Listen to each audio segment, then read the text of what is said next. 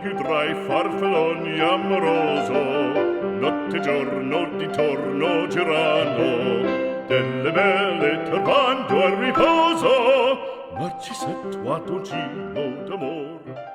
Hello everyone, and welcome to day 1 of the Rest and Reset Readathon.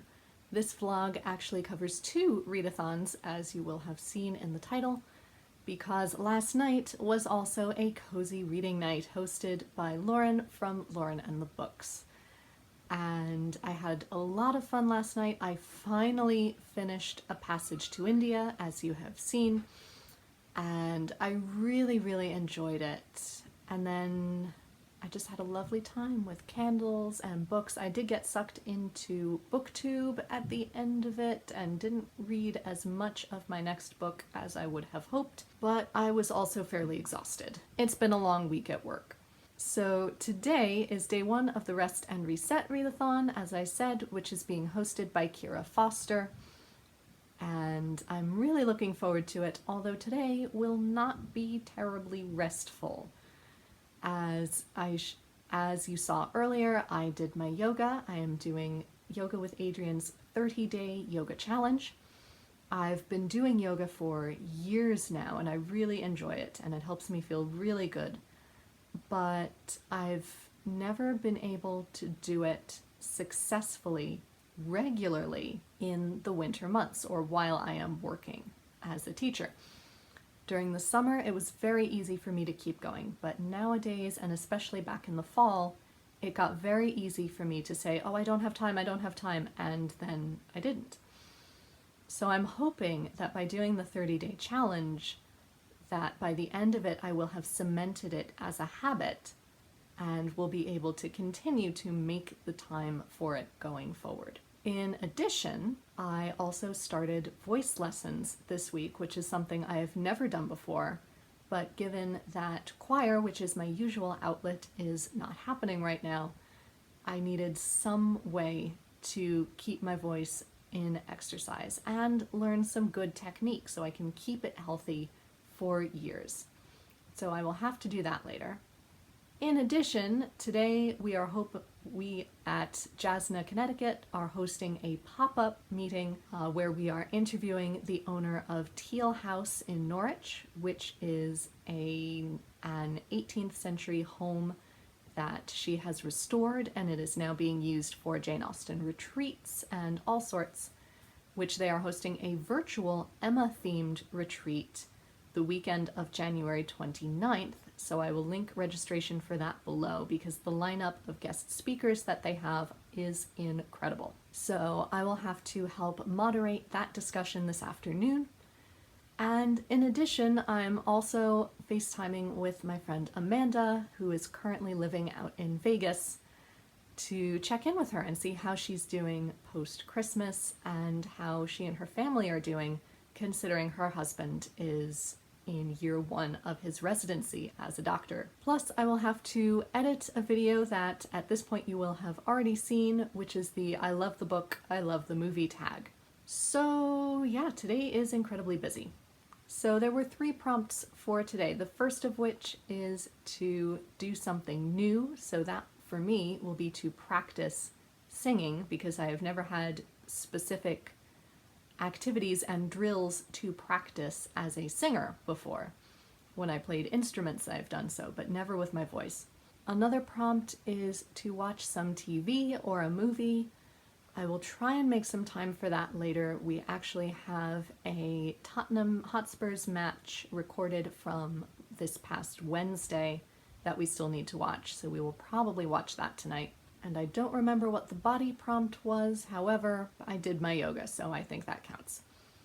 So this has been my check-in. I'm sorry it's so belated and is a little bit rushed, but I need to get a move on to do everything I need to do this afternoon. I'm hoping for a much more relaxed day tomorrow, where I can check in with a couple of BookTube friends and really do a lot of reading. So I'll see you in a bit. Non più tra i farfalloni amoroso, notte e giorno di torno girando, delle belle turbando al riposo, Narcisetto d'amor, delle belle turbando il riposo, Narcisetto d'amor. Non più avrai questi bei panacchini, quel cappello leggero galante, quella chioma, quell'aria brillante, quel vermiglio d'onesco color, quel vermiglio d'onesco color. Non più avrai quei pennacchini, quel cappello, quella chioma, quell'aria brillante.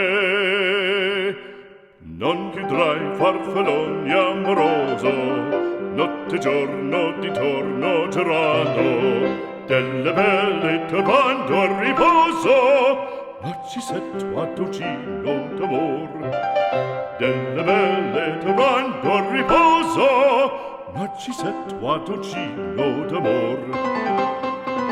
Fra guerrieri può far bacco, gran bustacchi stretto sacco, schioppo in spalla, sciabla a fianco, collo dritto, muso franco, un gran casco.